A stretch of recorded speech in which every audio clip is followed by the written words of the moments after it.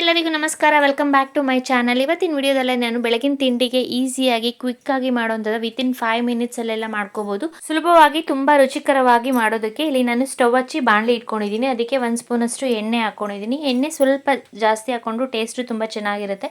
ಇದಕ್ಕೆ ಒಂದು ಸ್ವಲ್ಪ ಸಾಸಿವೆ ಹಾಕೊಂಡು ಸಾಸಿವೆ ಸಿಡಿಯೋಕ್ಕೆ ಸ್ಟಾರ್ಟ್ ಆದಮೇಲೆ ನಾವು ಹಸಿ ಕರಿಬೇವಿನ ಸೊಪ್ಪು ಹಾಕೋಬೇಕು. ಹಸಿ ಕರಿಬೇವಿನ ಸೊಪ್ಪು ಹಾಕೊಂಡಾದ್ಮೇಲೆ ನಾನು ಇಲ್ಲಿ 1 ಹಿಡಿಯಷ್ಟು ಕಡಲೆಬೇಳೆ ಹಾಕೊಂಡಿದ್ದೀನಿ. ನಾವು 1 ಟೇಬಲ್ ಸ್ಪೂನ್ ಕಡಲೆಬೇಳೆ ಹಾಕೋಬಹುದು. ಕಡಲೆಬೇಳೆ ಸ್ವಲ್ಪ ಕ್ರಿಸ್ಪಿ ಆಗೋವರೆಗೂ ಚೆನ್ನಾಗಿ ಆಯಿಲಲ್ಲಿ ಫ್ರೈ ಮಾಡ್ಕೊಂಡಾದ್ಮೇಲೆ ಇದಕ್ಕೆ ನಾವು ಬೇಕು ಅಂದರೆ ನೀವು ಕಡಲೆ ಬೀಜನೂ ಹಾಕೋಬೋದು. ಟೇಸ್ಟು ತುಂಬ ಚೆನ್ನಾಗಿರುತ್ತೆ.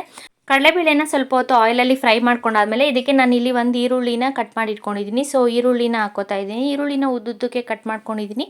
ಮತ್ತು ಖಾರಕ್ಕೆ ಒಂದು 4 ರಿಂದ 5 ಹಸಿಮೆಣಸಿನ್ಕಾಯಿನ ಹಾಕಿ ಸ್ವಲ್ಪ ಹೊತ್ತು ಆಯಿಲಲ್ಲಿ ಫ್ರೈ ಮಾಡ್ಕೋಬೇಕು. ನಾವು ಕಡಲೆಬೇಳೆ ಹುರ್ಕೊಳ್ಳುವಾಗ ಮೀಡಿಯಮ್ ಹುರಿನಲ್ಲಿ ಇಟ್ಕೋಬೇಕು. ಜೋರು ಹುರಿನಲ್ಲಿಟ್ಟರೆ ಕಡಲೆಬೇಳೆ ಬೇಗ ಸೀದ್ಬಿಡುತ್ತೆ. ನಾವು ಈರುಳ್ಳಿನ ಸ್ವಲ್ಪ ಬ್ರೌನ್ ಕಲರ್ ಆಗೋವರೆಗೂ ಚೆನ್ನಾಗಿ ಫ್ರೈ ಮಾಡ್ಕೋಬೇಕು. ಅಷ್ಟರಲ್ಲಿ ನಾನು ಇಲ್ಲಿ 1 ತೆಂಗಿನಕಾಯಿನ ಹಸಿ ಕೊಬ್ಬರಿನ ತುರಿದು ಇಟ್ಕೊಂಡಿದ್ದೀನಿ. ಸೊ ಆ ಕೊಬ್ಬರಿನ ಹಾಕ್ಕೋತಾ ಇದ್ದೀನಿ. ಕೊಬ್ಬರಿನ ಹಾಕಿ ತುಂಬ ಹೊತ್ತು ಹುರ್ಕೊಳ್ಳೋದು ಬೇಡ, ಒಂದು ಸ್ವಲ್ಪ ಹೊತ್ತು ಹುರ್ಕೊಂಡ್ರೆ ಸಾಕು.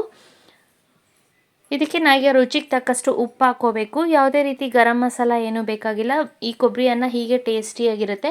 ಸಿಂಪಲ್ಲಾಗಿ ಬೆಳಗಿನ ತಿಂಡಿಗೆ ಲಂಚ್ ಬಾಕ್ಸ್ಗೆಲ್ಲ ಬೇಗ ವಿತಿನ್ 5 ಮಿನಿಟ್ಸ್ ಮಾಡ್ಕೊಬೋದು. ತುಂಬ ರುಚಿಯಾಗಿರುತ್ತೆ. ನಾವು ಇದಕ್ಕೆ ಕೊಬ್ಬರಿ ಇನ್ನೂ ಜಾಸ್ತಿ ಬೇಕು ಅಂದರೆ ನಾವು ಕ್ವಾಂಟಿಟಿ ಮೇಲೆ ರೈಸು ಆ್ಯಡ್ ಮಾಡೋದ್ರ ಮೇಲೆ ಕೊಬ್ಬರಿ ಜಾಸ್ತಿ ಹಾಕ್ಕೋಬೋದು.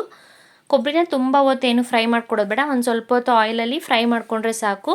ಇದಕ್ಕೆ ಲಾಸ್ಟಲ್ಲಿ ಒಂದು ಸ್ವಲ್ಪ ಕೊತ್ತಂಬರಿ ಸೊಪ್ಪು ಹಾಕ್ಕೋಬೋದು.